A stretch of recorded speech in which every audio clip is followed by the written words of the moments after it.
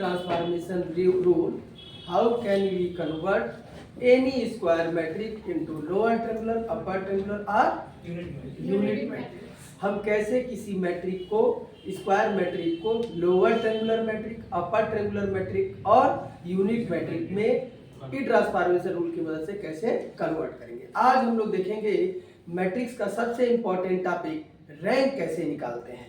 अच्छा, उस रैंक को निकालने के कई विधियां हैं, जिसमें से ये एक ऐसा मेथड है जो आपको हमेशा काम आएगा। बात समझ में आ रहा? तो अब आइए, इसको बोलते हैं डिटर्मिनेंट मेथड। कौन सा मेथड है? Determinant method. अब इसको ध्यान से समझिएगा, मेरी तरफ ध्यान से देखिए।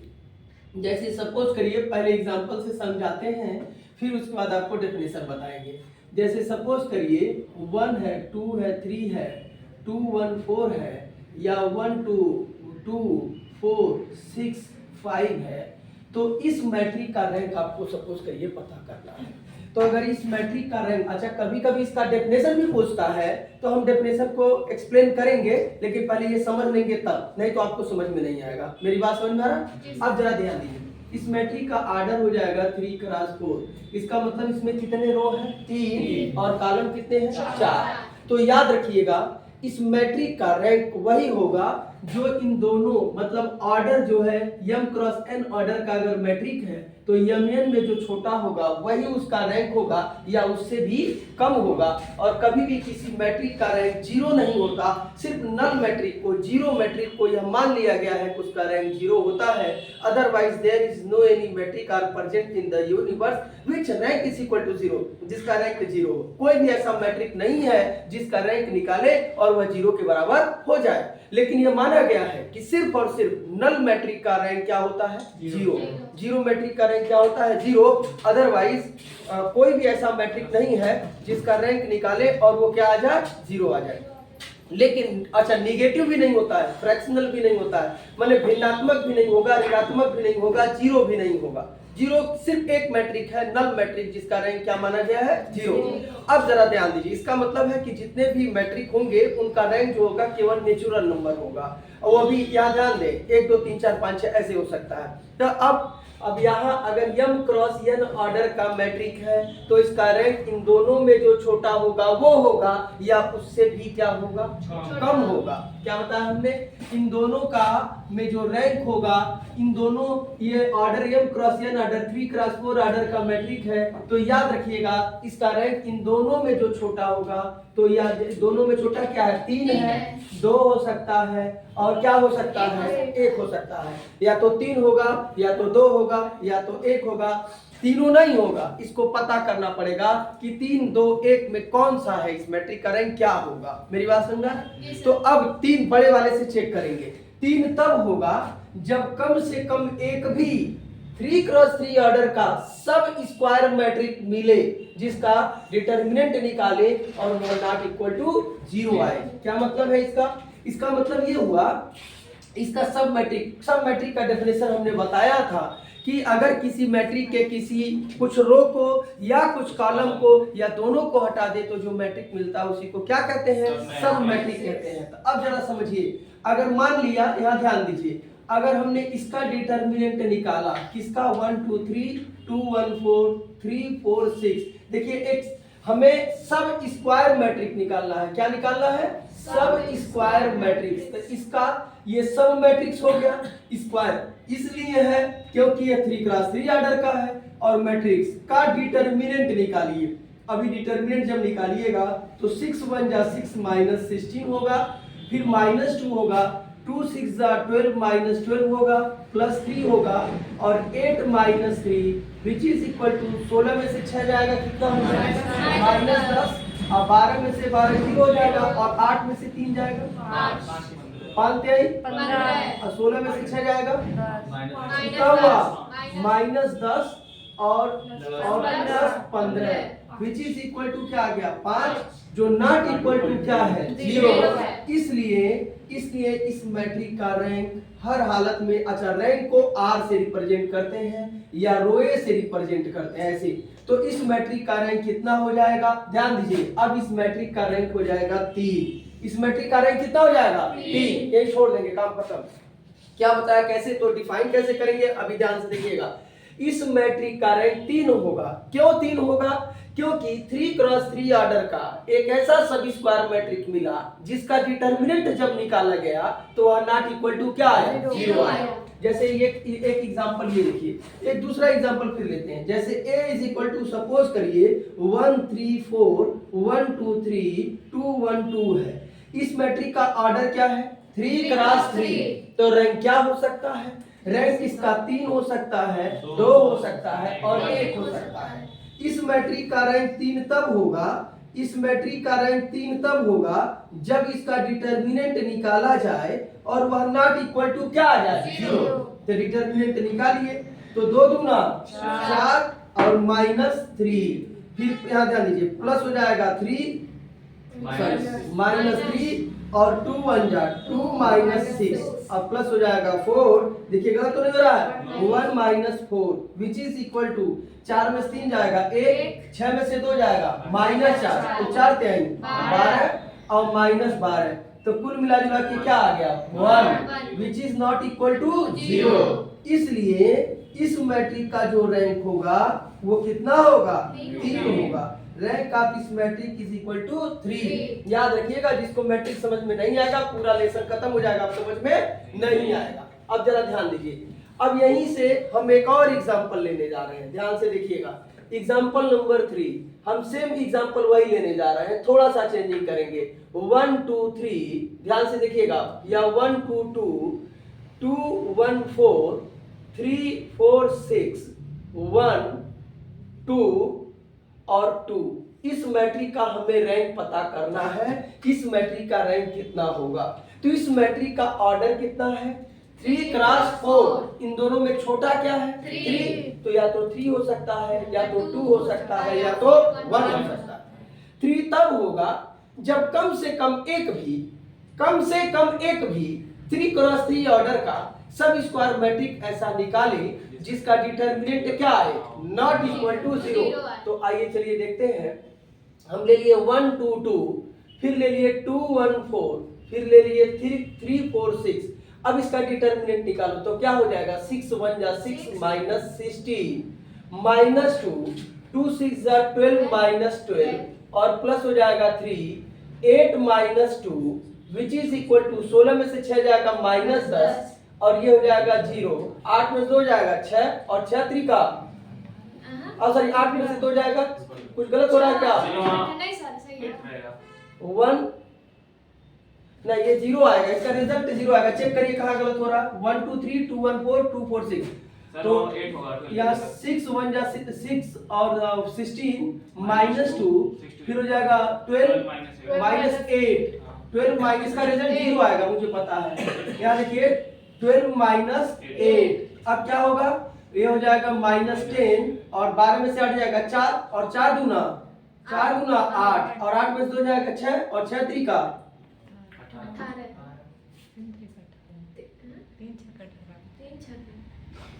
18। हाँ, अब ध्यान दीजिए सही है। विच इज इक्वल टू क्या आ जाएगा? 0। क्या आएगा? 0। अगर नॉट इक्वल टू 0 आता तो इस मैट्रिक का रैंक हम क्या मान लेते? क्या मान लेते? 3। लेकिन अभी हिम्मत नहीं आ रहा है, कम से कम एक अभी 3x3 ऑर्डर का मिल जाए। जैसे अब इसे ढके थे, अभी इसे ढक के चेक करिए तो देखिए क्या आ रहा है। देखिए 1 2 2 2 1 4 1 2 2। अब इसका डिटरमिनेंट निकालिए। अगर यह नॉट इक्वल टू 0 आ जाए, माने 0 ना आए, तो भी इसका रैंक कभी भी क्या बन जाएगा? 3। लेकिन संयोग से अभी 0 आएगा, करके देख लीजिए। 1 2 1 जा 2 -8 फिर -2 हो जाएगा, 2 2 जा 4 और -4 अब प्लस हो जाएगा 1 हो जाएगा 2 4 जा 8 -2 तो 8 में से 2 जाएगा -6 और ये कट और 8 में से 2 जाएगा 6 तो यह भी क्या आ गया? 0। इसलिए अभी हिम्मत अभी भी नहीं हारेंगे, अभी हम इसको ढक के चेक करेंगे। अगर वो नॉट इक्वल टू 0 आ जाए तो भी रैंक कितना बन जाएगा? 3। तो चलिए सारा चेक करना पड़ेगा। तो 1 2 2 3 4 6 1 2 2। अब इसका डिटरमिनेंट निकालेंगे तो ये भी 0 आ जाएगा, करके देख लीजिए। हो जाएगा 8 -12 फिर -3 हो जाएगा 4 -4 फिर +1 हो जाएगा 12 माइनस 8। बताइए 12 में से आ जाएगा -4 और ये +4 सारा क्या हो गया 0। हारी बाजी को जीत में बदला जा सकता है। यदि अंतिम बात ये इसका डिटरमिनेंट निकाले और वो 0 न हो तो अभी भी हमारा रैंक कितना हो जाएगा 3। करके देख लीजिए। आप जरा ध्यान दीजिए क्या हो जाएगा 2 1 4 इसे ढक लीजिए। फिर क्या हो जाएगा 3 4 6 1 2 2 लेकिन संयोग से इसका भी डिटरमिनेंट क्या आएगा 0। करके देख लीजिए 2 4 2 जा 8 -12 फिर -3 हो जाएगा 2 -12 सॉरी 8 2 माइनस क्या होगा 8 प्लस हो जाएगा 1 6 माइनस हो जाएगा 16। अब ये भी देखिए 12 में से 8 जाएगा -4 और 4 दूना 8 -8 हो जाएगा 8 में तो गया 6 और 6 3 18 तो -18 प्लस 18 में से कितना बचा है 18 में से कितना बचा है 8 कितना हो जाएगा 10 ना प्लस 10 अब 16 में से 6 जाएगा -10 क्या आ गया 0। इसलिए अब ये कंफर्म हो गया कि इस मैट्रिक का रैंक कभी 3 नहीं हो सकता। अब 2 होगा कि नहीं ये चेक करना पड़ेगा। तो 2 बनने के लिए 2 क्रॉस 2 ऑर्डर का कम से कम एक भी 2 क्रॉस 2 ऑर्डर का सब स्क्वायर मैट्रिक मिलना होगा जिसका डिटरमिनेंट निकाला जाएगा और वह नॉट इक्वल टू क्या आएगा 0। करके देख लीजिए 2 क्रॉस 2 ऑर्डर में इसे चेक करिए ये चेक करिए 1 1 जा 1 और 2 2 जा 4 1 -4 क्या आएगा -3। पहली बार में नॉट इक्वल टू क्या आ रहा है 0। तो यहाँ ध्यान दीजिए लिखेंगे कि 1 2 2 1 इज ए सब स्क्वायर मैट्रिक्स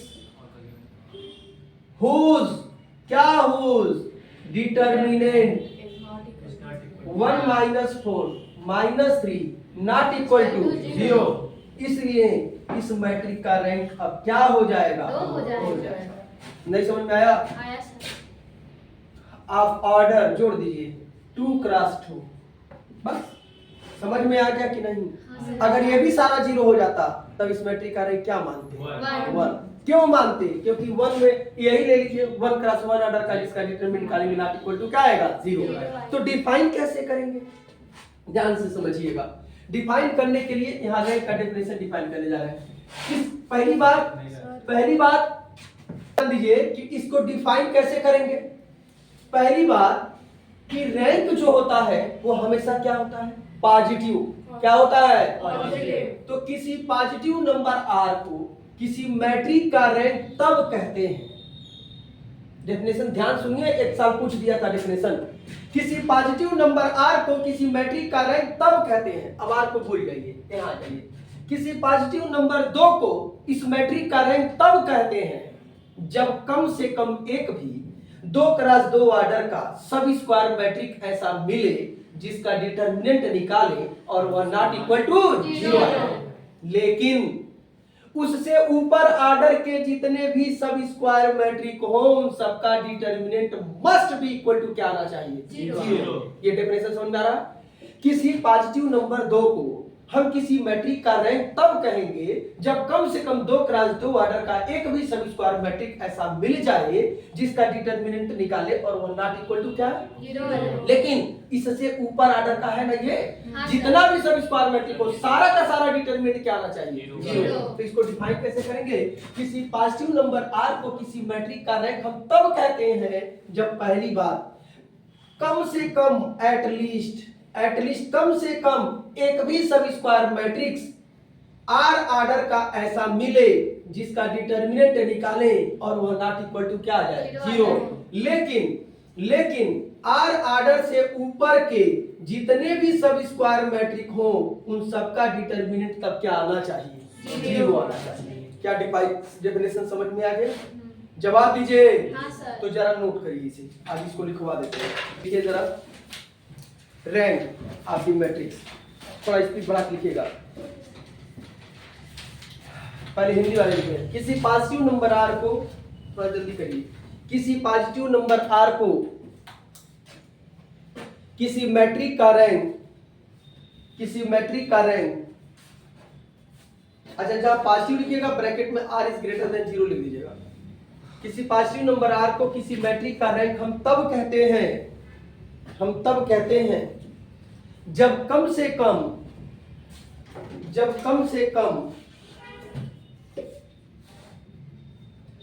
लिखे ना, तब कहते हैं नंबरिंग कर दिए। नंबर 1, जब कम से कम, नंबरिंग 1 जब के पहले जब कम से कम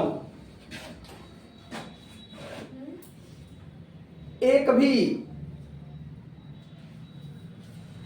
आर आर्डर का, स्मॉल आर आर्डर का सब स्क्वायर मैट्रिक्स ऐसा मिले जिसका डिटर्मिनेंट 0 के बराबर न हो, 0 के बराबर न हो। दूसरा,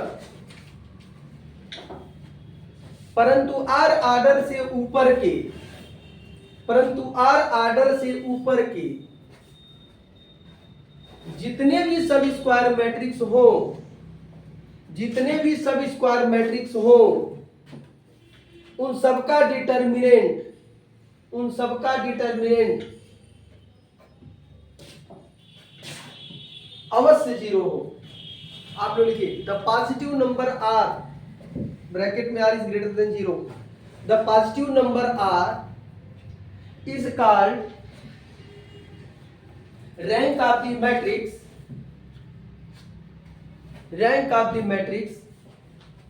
if, पहली बात नंबरिंग करिए, at least one sub-square matrix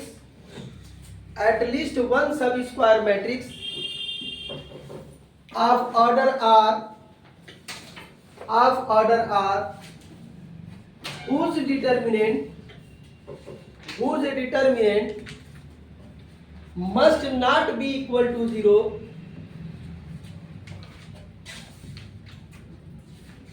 at least क्या लिखे आप लोग, at least one sub square matrix of order R whose determinant must not be equal to 0। दूसरा नंबर करेंगे, but all the sub square matrix of order, ये लिख लीजिए आप लोग, लिख लीजिए बाकी लोग, but all the sub square matrix of order greater than R whose determinant must be equal to 0। एक बार फिर से ध्यान से देखिएगा, डेफिनेशन समझ गए सारे लोग कि नहीं समझ में आया? किसी पॉजिटिव नंबर r को किसी मैट्रिक का रैंक तब कहते हैं जब कम से कम एक भी आर आर्डर का सब स्क्वायर मैट्रिक ऐसा मिले जिसका डिटर्मिनेंट निकाले वो 0 के बराबर ना आए। लेकिन आर आर्डर से ऊपर के जितने भी सब स्क्वायर मैट्रिक हो सबका डिटर्मिनेंट क्या आना चाहिए? नोट कर लीजिए, जल्दी करिए। रैंक समझ गए? मेरी तरफ ध्यान दीजिए, यहाँ ध्यान दीजिए, नोट में कुछ बातों को लिखवाने जा रहे हैं, ध्यान से देखिएगा। जैसे सपोज करिए कि एक बार ध्यान दीजिए, I3 का मतलब क्या है? 1 0 0 0 1 0 0 0 1। कितने क्रॉस कितने ऑर्डर का मैट्रिक? 3 क्रॉस। अगर हमें इसका रैंक पता करना होगा तो रैंक इसका कितना हो सकता है? 3 2 1 में से कोई एक होगा, पता करना पड़ेगा। 3 तब होगा जब इसका डिटर्मिनेंट निकाले हम। ध्यान से देखिएगा, इसका डिटर्मिनेंट निकालेंगे और वह नॉट इक्वल टू 0 आ जाए तो 1 माइनस 0 बाकी सारा 0 हो जाएगा। इसका मतलब यह नॉट इक्वल टू क्या है? 0। इसका मतलब ये हुआ कि इस मैट्रिक का जो रैंक होगा वह हर हालत में तब कितना हो गया? 3 होगा। एक और एग्जांपल हम लेते हैं, यहाँ ध्यान से देखिएगा, हमने I2 लिया। I2 क्या है? 1 0 0 1 है, 2 क्रॉस 2 ऑर्डर का मैट्रिक है। अब इस मैट्रिक का रैंक या तो 2 होगा या तो क्या होगा? 1। 2 तब होगा जब इसका डिटर्मिनेंट हम निकालें। इसका क्या निकाले भैया? डिटर्मिनेंट निकालें। इसका डिटर्मिनेंट निकालें और वह नॉट इक्वल टू क्या आ जाए? 0 आ जाए तो इस मैट्रिक का रैंक क्या हो जाएगा? बताइए, जवाब दीजिए। 2 हो जाएगा। इसका मतलब ये हुआ कि आइडेंटिटी मैट्रिक का रैंक वही होता है जो उसका क्या होता है? ऑर्डर। याद रखिएगा, तो इसको लगाने की जरूरत नहीं। The rank of the unit matrix is always equal to its order। क्या बताया? किसी यूनिट मैट्रिक का जो रैंक होता है वह उसके ऑर्डर के क्या होता है? बराबर होता है। यह नोट नंबर 1 है, जरा जल्दी नोट करिए। हिंदी वाले अंग्रेजी वाले एक ही साथ नोट करिए। लिखिए, the rank of the unit matrix, note में लिखिएगा, rank of the unit matrix is always equal to its order, is always equal to its order,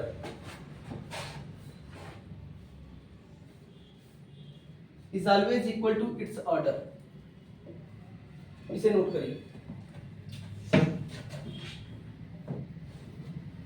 इसे नोट कर लीजिए। अब नोट नंबर 2 में हम लोग देखेंगे, जैसे a इज इक्वल टू, ध्यान दीजिए मेरी तरफ ध्यान दे, a is equal to silent कर दो बाबू, a इज इक्वल टू, इधर देखो 1 2 3 2 1 4 3 1 2। नॉन सिंगुलर मैट्रिक का डेफिनेशन क्या कहता है कि हम इसका डिटर्मिनेंट निकालें और वह नॉट इक्वल टू 0 आ जाए।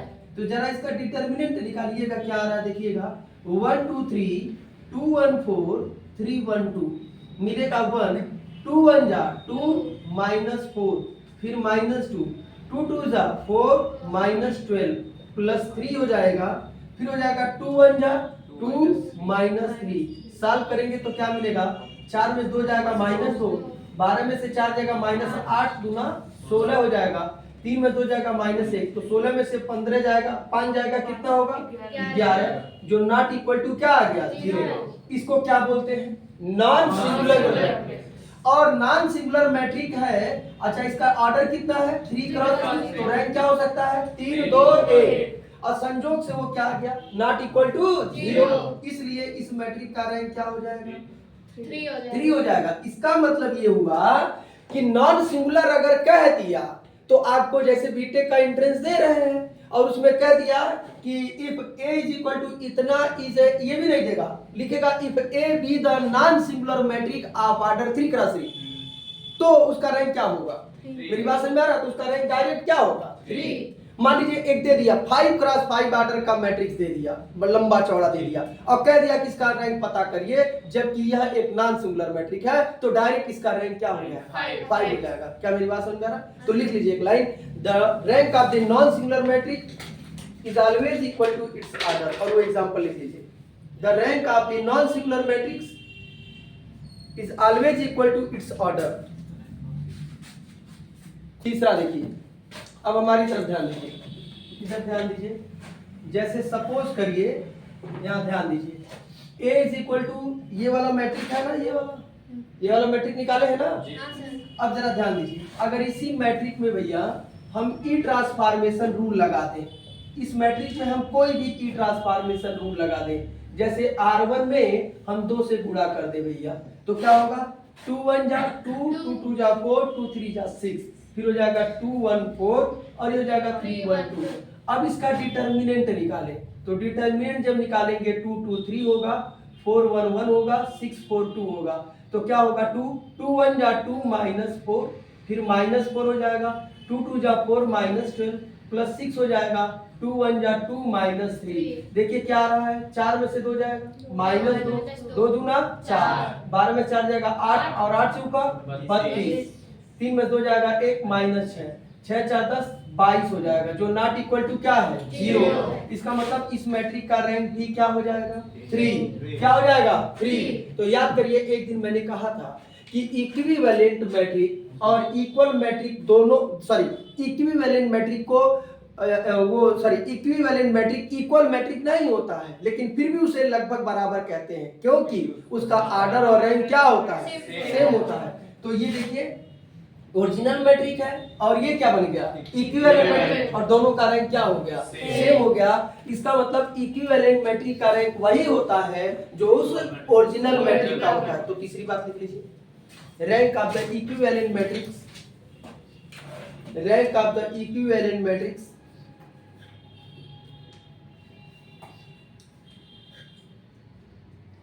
is always equal to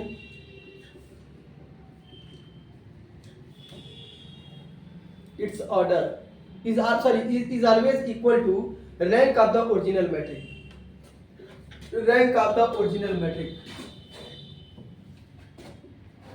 rank of the original matrix। हो गया। ये वाला एग्जांपल ऐसे ही नोट कर लीजिए, पहले ये लिखिएगा, ये ऐसे लिखिए, a इज इक्वल टू क्या लिखिएगा, 1 2 3 2 1 4 3 1 2 नोट करिए। अब आइए नोट नंबर 4 में देखिए, हमारी तरफ ध्यान दें, फिर से नोट नंबर 4 में ध्यान दें। इधर देखिए, ये माना गया है कि नल मैट्रिक का रैंक क्या होता है? 0। अदरवाइज कोई मैट्रिक नहीं है जिसका रैंक क्या हो? 0। तो लिखिए इट इज एज्यूम दैट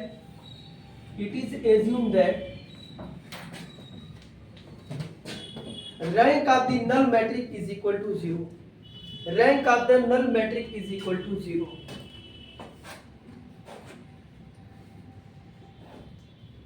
अब जरा हमारी तरफ ध्यान दें, इधर देखिए, हमने आपको बताया है कि अगर m क्रॉस n ऑर्डर का मैट्रिक है तो इन दोनों में जो छोटा होगा वही उस मैट्रिक का रैंक होगा या उससे भी छोटा हो सकता है। क्या मेरी बात समझ में आ रहा है? हाँ सर। जवाब दीजिए। हाँ सर। तो लिख लीजिए जरा, द रैंक लिखिए, rank of the matrix of order m cross n, rank of the matrix of order m cross n is always equal to the smaller number between, ऐसे लिखिए, is always equal to, ऐसे लिखिए, is always less than or equal to, is always less than or equal to the smaller number between m and n। मेरी बात समझ गए सब लोग कि m क्रॉस n ऑर्डर के मैट्रिक का रैंक वही होगा जो mn में छोटा होगा या उससे भी बड़ा होगा, उससे भी कम होगा। अब लिखिए अगला, चलिए छठवां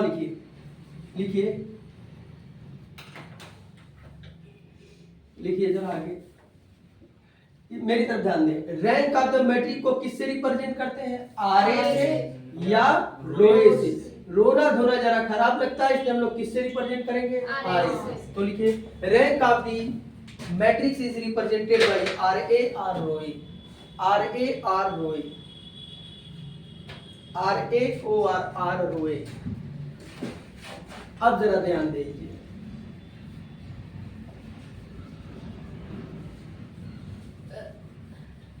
अब जरा ध्यान दीजिए, किताब में एक सवाल है आपके, इधर ध्यान दीजिए, बाकी सवाल लगा डालिएगा, नहीं आएगा तो कल पूछ लीजिएगा। इधर देखिए a इज इक्वल टू, ध्यान दे, 1 1 1 a b b और a square b square c square, ऐसे करके है क्या? देखिए इसका रैंक ज्ञात करना है जब a is equal to b is not equal to क्या हो? c। इसका रैंक पता करना है। तो चलिए जरा ध्यान से देखते हैं, इधर ध्यान दीजिए, इसका रैंक ऑर्डर क्या है इसका भैया?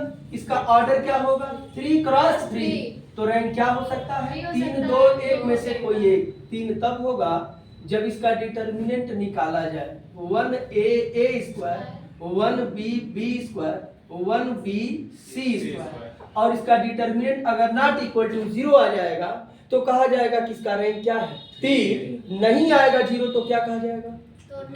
तो ये नहीं कहेंगे कि 2 है, हमको पता करेंगे कि 2 है कि नहीं है। अब जरा ध्यान दीजिए, चूंकि दिया हुआ है a इज इक्वल टू क्या दिया है? b। तो जब a is equal to b करेंगे तो 1 1 1, अब यहाँ ध्यान दीजिए a की जगह पर क्या रख देंगे? सॉरी नहीं, अभी इसको ऐसे पहले सॉल्व करिए, रुकिए, इधर ध्यान दीजिए, इसको सॉल्व करिए। तो सॉल्व करेंगे तो यहाँ क्या हो जाएगा? BC स्क्वायर माइनस हो जाएगा BQ, कोई दिक्कत किसी को? फिर हो जाएगा -1, प्रॉपर्टी से भी लगा सकते हैं, AC square minus A square, AC square minus A square B, फिर प्लस हो जाएगा 1 AB square minus A square B। अब जरा ध्यान दीजिए, चूंकि सवाल में कहा गया है a is equal to b is not equal to c, तो जहां जहां b है वहां वहां a रख दीजिए, चाहे जहां a है वहां b रख दीजिए। तो हम क्या कर रहे हैं, हम जहां a है वहीं पर भैया, जहां a है वहीं हम b रख दे रहे हैं, जहां a है वहीं पर हम b रख दे रहे हैं, जहां a है हम वहीं पर b रख दे रहे हैं। हम वहीं पर b रखते रहे। तो ध्यान से देखिएगा, BC स्क्वायर से ये कट जाएगा, माइनस BQ से ये प्लस BQ कट जाएगा, सब कट गया और इसका वैल्यू क्या आ गया? 0 आ गया। तो चूंकि इसका डिटर्मिनेंट क्या आ गया? 0, इसलिए इस मैट्रिक्स का रैंक कभी भी 3 नहीं होगा। अब 2 होगा कि नहीं ये पता करना पड़ेगा, तो लिखेंगे सिंस, हम इसी को ले लेते हैं, B square C square is a सब स्क्वायर मैट्रिक्स, एक ऐसा सब स्क्वायर मैट्रिक्स है, ध्यान से देखिएगा, एक ऐसा सब स्क्वायर मैट्रिक्स है whose which matrix of order, कितने ऑर्डर का है? 2 क्रॉस 2, whose, इसका डिटर्मिनेंट निकालिएगा तो देखिए क्या मिलेगा, BC स्क्वायर माइनस BQ, और चूंकि B is not equal to C, बराबर नहीं है, इसलिए ये कभी 0 के बराबर नहीं होगा। अगर ये बराबर होता तभी ना 0 होता। इसलिए इस मैट्रिक्स का जो रैंक होगा भैया वो कितना होगा? इसलिए इस मैट्रिक्स का रैंक क्या हो गया? 2। बोलिए, पूरी बात समझ में आ गई? जवाब दीजिए। इस तरह से रैंक के जितने भी सवाल हैं अब आप लगा सकते हैं। अब सवाल एक और देख लीजिए, यही लगे आप। जैसे सपोज करिए 1 2 3 4 5 2 1 3 6 9 2 1 2 3 4 5 1 2 3 6 8 ऐसे करके है 3 1 4 9 9 2। अब इसका रैंक निकालना है, तब तो हम इसका डिटरमिनेंट में निकालते हैं जाएंगे। समझ में आ रहा? इसलिए तब ऐसे इतने कॉम्प्लिकेटेड जब क्वेश्चन आने लगेंगे तो उस समय एक और नियम बनाया गया जिसे हम इक्लॉन फॉर्म ऑटोमेटिक कहेंगे। क्या बोलेंगे? इक्लॉन फॉर्म। कुछ लोग इसे इचलान पढ़ते हैं, इक्लॉन भी पढ़ा जा सकता है। तो इक्लॉन फॉर्म ऑफ द मैट्रिक्स से हम किसी मैट्रिक को इक्लॉन फॉर्म में कैसे कन्वर्ट करेंगे वो देखेंगे, उसके बाद हम इसका रैंक निकालेंगे। उसके बाद एक और तरीका है नॉर्मल फॉर्म से कैसे किसी मैट्रिक का रैंक निकालेंगे, और तीनों को हम लगातार इन दोनों को कल देख लेंगे। कोई प्रॉब्लम? आज के लिए इतना ही। इसमें का सवाल इस मेथड से सारा लगा लीजिएगा, जो किताब में दिया होगा, जो नहीं आएगा कल पूछ लीजिएगा, ठीक है?